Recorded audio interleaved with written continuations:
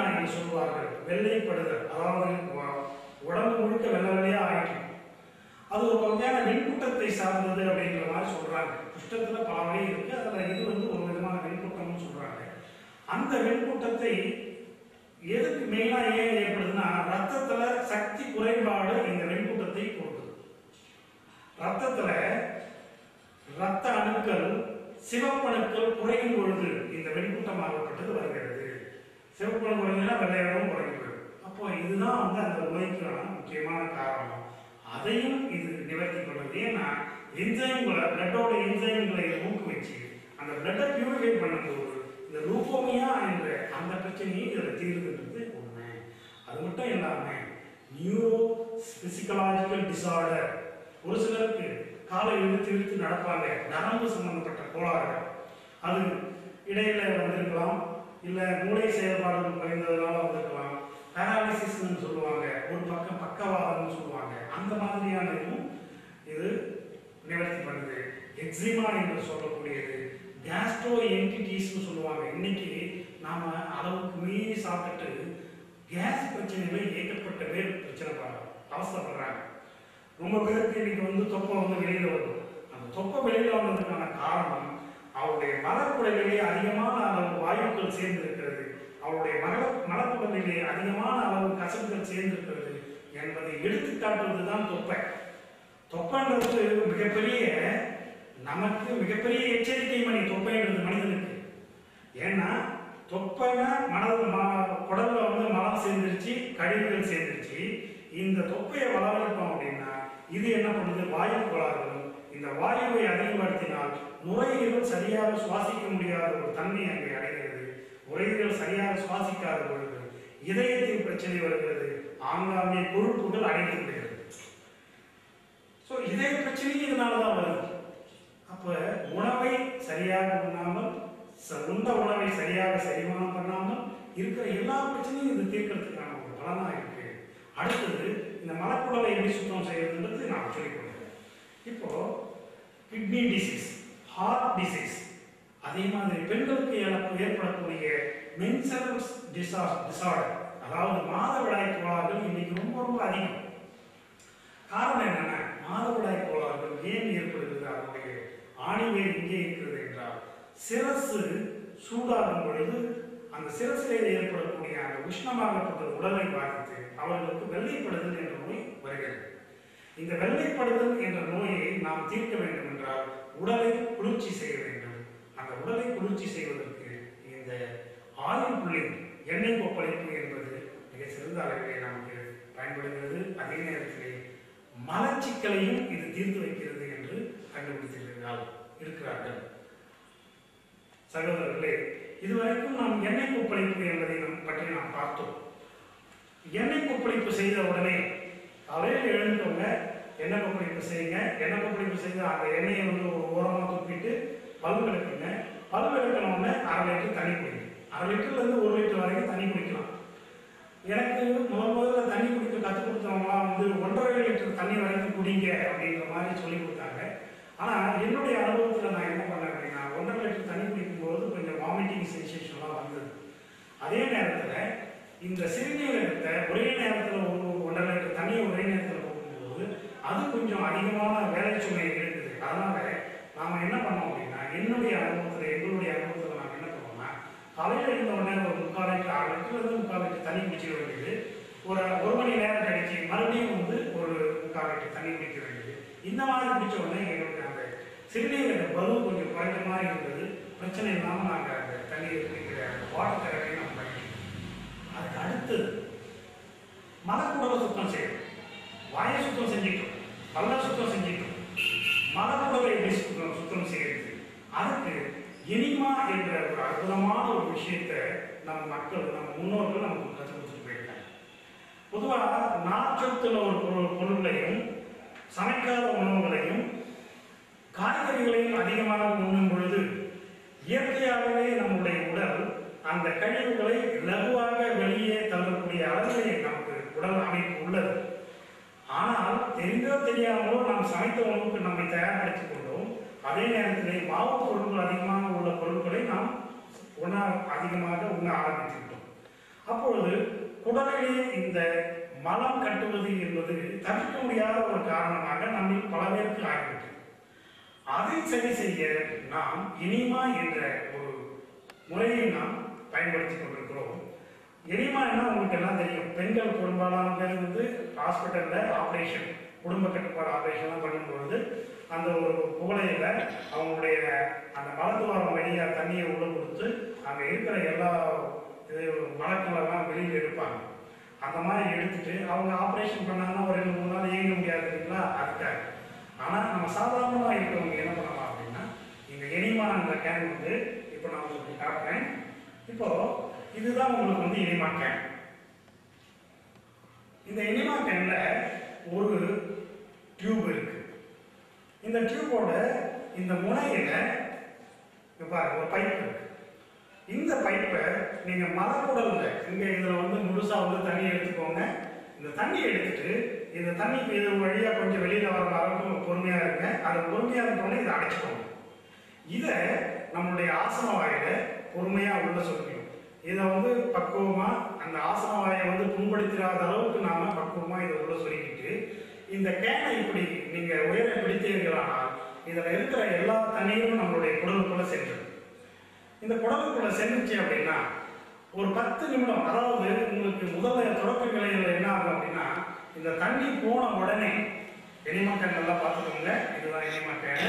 இந்த எனிமா கேன்ன்றது வந்து என்னன்னா நம்மளுடைய பாவங்களை தீர்க்கும் கேன்னு சொல்லுவாங்க.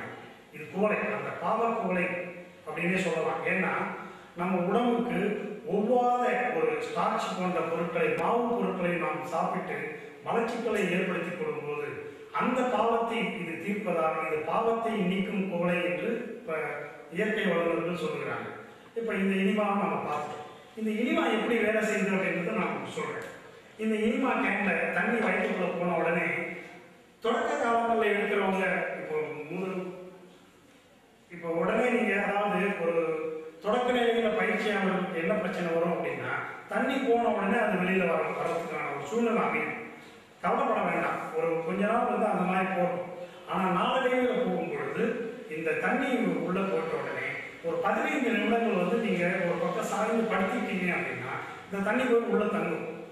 உள்ள தண்ணி என்ன பண்ணும் அப்படின்னா, உள்ள இருக்கிற அத்துணை அந்த அசுத்த மலங்களையும் இது போய் உள்ள இருந்து எடுத்துட்டு வரும். உள்ள இருக்கிற கசடுகள் எல்லாத்தையும் வெளியில் எடுத்துட்டு வரும். கோழை உள்ள எடுத்துட்டு வரும். சளி கட்டும். அகத்துல வந்து சளி இருக்கும். அந்த சளி எல்லாத்தையும் எடுத்துட்டு வரும். எல்லாத்தையும் எடுத்துட்டு வந்து ஒரு 15 நிமிடங்கள் நீங்கள் தாக்கு பிடிச்சிட்டு இருந்தீங்க அப்படின்னா அதுக்கப்புறம் இது மொத்தத்தையும் பீச்சி எடுக்கும். வெளியில சாதாரணமாக மலம் கழிக்கிற மாதிரி கழிச்சிட்டீங்க அப்படின்னா அப்போ நீங்க பாருங்க உங்க உடம்புல இருக்கிற எவ்வளவு கழிவுகள் நீங்க சேர்ந்துருக்குதுன்றதை நீங்க கண்கூடா பார்க்கலாம். இது மாதிரி 1-2 தடவை காலையில் நீங்க இனிமா எடுத்துட்டீங்க அப்படின்னா அதுக்கப்புறம் வயிற்றுல இருக்கிற மலங்கள் எல்லாம் நீங்கின உடனே ஒரு நல்ல ஃப்ரெஷ்னஸ் உங்களுக்கு வரும். ஆனா அந்த காலத்துல இந்த இனிமா எடுத்தாங்கன்னு கேட்காதீங்க. அந்த காலத்துல வாழ்வியல் முறையே சிறப்பான வாழ்வியல் முறை, அவர்கள் உணவே மிக சிறப்பான உணவு முறை, அதெல்லாம் சரிவர இயல்பாகவே நடந்து கொண்டிருந்தது. இன்று நாம் நம்முடைய வாழ்க்கை முறையில் மாற்றிக்கொண்டதெல்லாம் இது தேவைப்படுது. அப்போ இந்த இனிமாங்கிறது ஒரு நம்மளுடைய பாவங்களை நீக்கும் குவளை. அந்த குவளையை பயன்படுத்தி உடம்புல இருக்கிற அசுத்தங்களை நீக்கிடுங்க. தொப்பை குறையும். இதை நீங்க போனீங்க அப்படின்னா போட்டுக்கிட்டே இருந்தீங்கன்னா தொப்பை குறையும், நல்ல பசி எடுக்கும், நல்ல சரியான அளவில் நீங்க சாப்பிடலாம். உடம்புல இருக்கிற அந்த மலக்கழிவுகள் எல்லாம் போயிடுச்சு அப்படின்னா உங்களுக்கு உடம்புல இருக்கிற ரத்தம் சுத்தமாகும். நீங்க ஏற்கனவே ஆயுள் புள்ளிகளை என்னென்னலாம் நீங்க பெனிஃபிட்ஸ்லாம் நன்மையெல்லாம் நீங்க பார்த்தீங்களோ அதே நன்மையை இந்த இனிமா குவளை கொடுத்துக்கின்றது தான் உண்மை.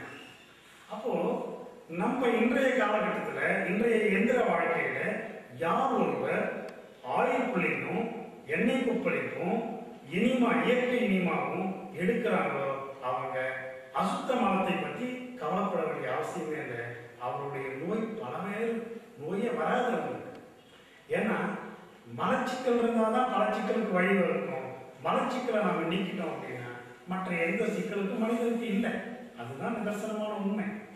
இதை நீங்க உணர்ந்துட்டு நீங்க செயல்படுத்த ஆரம்பிச்சீங்கன்னா அன்னைக்கே நீங்க ஆரோக்கியத்தினுடைய பாதையில் நீங்க செல்ல ஆரம்பிச்சிட்டீங்க. நேச்சுரல் பாத், நேச்சுரல் பார்த்துக்கலாம். இயற்கையின் வழியில் நீங்கள் செல்ல ஆரம்பிச்சிடுறீங்க. நேச்சுரல் பதி இயற்கையின் பால் நீங்கள் செல்ல ஆரம்பிச்சிட்டீங்க அப்படின்றது நிதர்சனமான உண்மை. இதை நீங்கள் செயல்படுத்துங்க, அற்புதமான பலனை நீங்கள். இன்னொரு பிரச்சனை நம்மளுடைய மக்களுக்கு என்ன அப்படின்னா, சின்ன சின்ன வயதுல குழந்தைங்க கண்ணாடி கொடுக்குறாங்க. அதுக்கு முக்கியமான காரணம் என்ன அப்படின்னா, ஒன்று ஜெனட்டிக்கல் ப்ராப்ளம், அதாவது அப்பா அம்மாக்கள் இருந்து வந்த அந்த விந்தணுவில் அதிகமான அளவுக்கு சக்திகள் குறைபாடுகள் இருந்ததா ஒரு நிலை. இன்னொன்று, இன்னைக்கு எல்லா குழந்தைகளும் டிவி அதிகமாக பார்க்குறாங்க. ஒளி அந்த டிவி அதிகமாக பார்க்கும்போது, அதாவது ஆராய்ச்சியாளர்கள் என்ன சொல்லியிருக்காங்க அப்படின்னா, நம்முடைய சக்தி விரயமாவதில் 80% நம்முடைய கண்கள் மூலமாக விரயமாகுதுன்றதை பார்த்துருக்காங்க. அப்போது 100 மடங்கு நீங்கள் சக்தியை சேமிக்கிறீங்க அப்படின்னா, அதில் 80 மடங்கு உங்களுடைய கண் மூலமாக தான் வெளியில் போயிட்டு விரயமாகுது. ஏன்னா இந்த உலகத்தை இந்த கண் என்ற ஜன்னல் மூலமாகத்தான், அதன் மூலமாக தான் நம்ம வெளியில் பார்க்கணும். இதுதான் உண்மை. அப்போ இந்த குழந்தைங்க வீடியோ கேம்ஸு, கம்ப்யூட்டர் ஆப்ரேட் பண்ணுறது, அதில் கேம்ஸு, டிவி இதெல்லாம் பார்க்கறதுக்கு காரணமாக இந்த கண்கள் அவங்களுக்கு அந்த நீர்த்தன்மையை எழுதுகிறது. இதற்கு ஒரு அற்புதமான வழியை நாம் முன்னோர்கள் சொல்லிவிட்டு சென்றிருக்கிறார்கள். இது பார்த்தீங்க அப்படின்னா, இதுக்கு பேர் கண் கோலைன்னு சொல்லுவாங்க. இந்த கண் கோலையில தூய்மையாக இதை தூய்மைப்படுத்திட்டு இதில் தண்ணீரை விட்டுட்டு இந்த கண்ணில் எடுத்து ஒத்துட்டீங்க அப்படின்னா, ஒரு 2-3 முறை இந்த மேலே கீழே இந்த கண்ணை நாம் சுத்தம் பொழுது அந்த கண்ணில் இருக்கிற அந்த கழிவுகள் எல்லாம் அகற்றப்படுதுன்றது உண்மை. அதே நேரத்தில் கண்ணுக்கு குளிர்ச்சியும் வரும். இந்த கண்கோலை நீங்கள் யூஸ் பண்ணீங்க அப்படின்னா, உபயோகப்படுத்திட்டீங்கன்னா பலவிதமான கண் நோய்களிலிருந்து நீங்கள் உங்களை காப்பாற்றிக்கலாம். அதே நேரத்தில் இங்கே நம்ம சுற்றுச்சூழலில் இருக்கிற அந்த அசுத்தங்கள், தூள்கள், துகள்கள், டஸ்ட்னு சொல்கிறோம் இல்லைங்களா, அந்த டஸ்ட்லாம் நம்மளுடைய கண்ணை பாதிக்காத அளவில் நம்ம பார்த்துக்கலாம். வயோதிக காலத்தில் குறை போன்ற பிரச்சனைகள் இல்லாமல் பார்த்துக்கலாம். கண் குறை ஏற்படுறதுக்கு முக்கியமான காரணம் உணவுல ரொம்ப அதிகமாக உப்பு, தேவைக்கு மீறி உப்பு சேர்த்துக்கிட்டு தான் கண்டுபிடிச்சிருக்காங்க.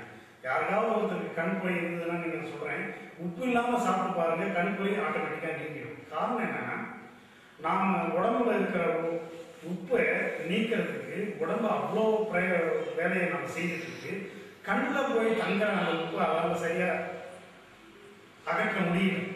அதன் காரணமாகத்தான் கண்ணீர் குறை தூண்டுகிறதுன்றத மருத்துவர்கள் சொல்லியிருக்காங்க. அதனால கண் குறை இருக்கிறவங்க இந்த கண் கோலையை உபயோகப்படுத்தி நல்ல ஆரோக்கியம் பெறலாம், கண் ஆரோக்கியம் பெறலாம். அதே நேரத்தில் உணவை நீங்கள் உப்பை குறைச்சிக்கிட்டீங்க அப்படின்னா அந்த கண் குறையிலிருந்து நீங்கள் அந்த பாதிப்புலேருந்து தப்பி போயிடலாம். இதுவும் ஒரு சிறப்பான இது. அப்போது நாம் இப்போ இது வரைக்கும் எண்ணெய் கொப்பளிப்பு பார்த்தோம், இனிமா எடுக்கிறது பார்த்தோம், அடுத்தது கண் கோலை சுத்தத்தை பார்த்தோம். அதுக்கு அடுத்தது நம்ம வாழ்க்கையில் பயன்படுத்தக்கூடிய தர்மங்கள் அப்படின்னா என்னன்னா, நாம் உண்ணும் உணவு, அருந்தும் நீர், குடிக்கிற நீர், வாழ்க்கையை பார்த்துட்டீங்க அப்படின்னா உணவு, உடல் உழைப்பு, உறக்கம், ஓய்வு, உழைப்பு, இப்படி நாம் வாழ்க்கையை பகிர்ந்துடலாம். அந்த மனிதனுக்கு உடலுக்கு தேவையான அளவில் நம்ம உடலுக்கு கொடுக்கறது தர்மம்னு சொல்லலாம். அப்போ நீர் முதல்ல நாம் போதுமான அளவு தண்ணி நாம் குடிக்கணுமான்றது ஒரு கேள்விக்குறி.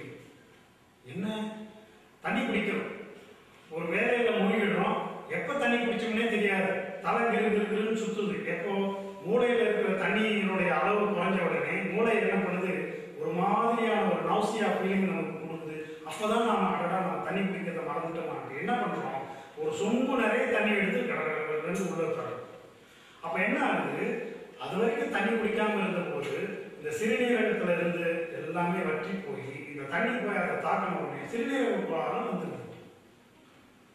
அப்போ